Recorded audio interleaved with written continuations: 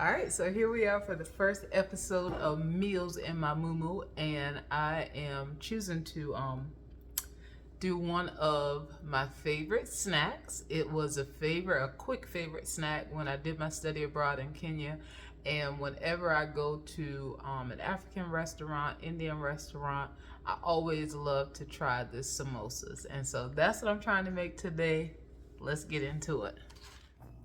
So here are the ingredients that I used: potatoes, ground beef, egg roll wrapper, and then mainly the spices. The first step was to peel and cut the potatoes, and so that's what I did. But as I started getting into the actual dish and I got to the recipe list, the potatoes weren't on there, so I actually didn't even use the potatoes for the dish. I know that I have had some samosas that are vegetarian, and so they don't have the meat in there, of course, and it's been mostly potatoes and peas, but I decided just not to use the potatoes in there after seeing they weren't on the list.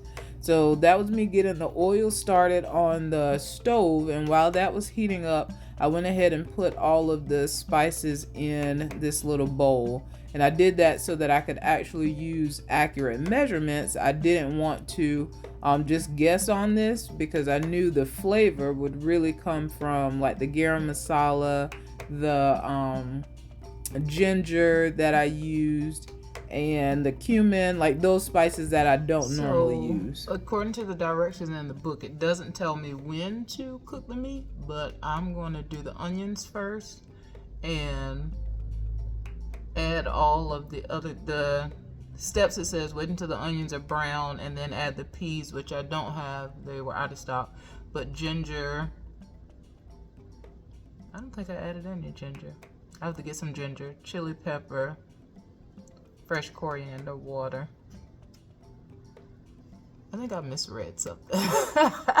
So I gotta go back and make sure I have everything in here.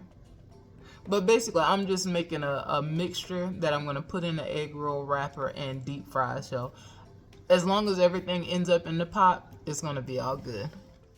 All right, so getting back to it, the onions were in there cooking for a little while, and then I added green chilies, and I just used the ones out of the can because it was easy and inexpensive.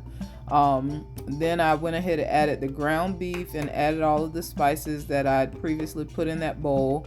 After I did that and the ground beef was cooked, I didn't really like the flavor. It needed something else, so I added the normal salt, pepper, garlic powder, onion powder.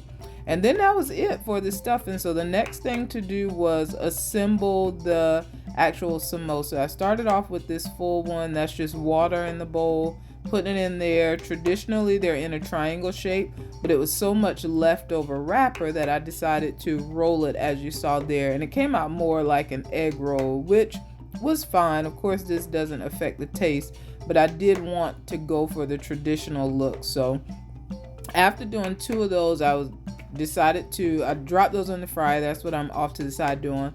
But I decided to try something new or try something different. So I got my pizza roll cutter and cut it as you saw in a triangle. That made it smaller, so that did work out for me. I still couldn't find the balance of getting the perfect amount of the mixture in there. It was either too much or too little. And with some of these, when I added too much, of course, the sides didn't close all the way. And so I was a little bit nervous about the meat falling off in the fryer. Those are the two egg roll looking ones. Delicious. I'll just go ahead and put that out there now. So I finished just stuffing all the ones that I thought I would eat. Usually this is eaten as like a snack, or it's eaten at many restaurants you go to. It may be an appetizer, but I knew this was going to be my dinner. So I wanted to make enough where after I finished, I would be full, or at least satisfied. So I think I ended up making 6 of them. I don't know. 6 in addition to those egg roll ones. I don't know. We'll just see as the video goes. So anyway, finished stuffing those. And what I decided to do, because again, I couldn't get the perfect amount of the mixture, but I remember reading somewhere or seeing a video that when you're gonna deep fry something, and it's stuffed, you can put it in the freezer for about 20 minutes or so. It helps to lock everything together, and it decreases the chances of the stuffing falling out into the oil. And so I did that. After a while, I actually ended up leaving it in the freezer longer, but it worked out. Heated up my oil, got those out of the freezer. Here I am doing them 2 at a time. I didn't want to overcrowd the fryer, and this is how they came out. All right, so I've already tasted these. I ate the egg roll looking ones earlier, and they were good. What I realized about this, what makes the difference, and probably what makes the difference from place to place, are the spices, because it's really only a beef mixture in an egg roll. But because I added spices that I normally don't use, like the coriander, the garam masala, the, what else? Ginger, the cumin, like those type things. I don't really use those spices, but it's good. I like it. I think I would like to try to make the dough. I don't remember if they are supposed to be more bready or if this is it. Either way, it's good. I like it. So I'm going to enjoy it, and I'll see you guys on the next video.